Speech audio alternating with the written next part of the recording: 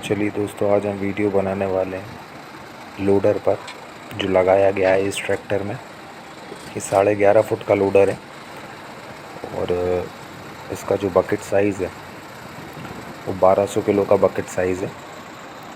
ये 50 HP का tractor है। आप इस लोडर को किसी भी ट्रैक्टर पर लगवा सकते हैं।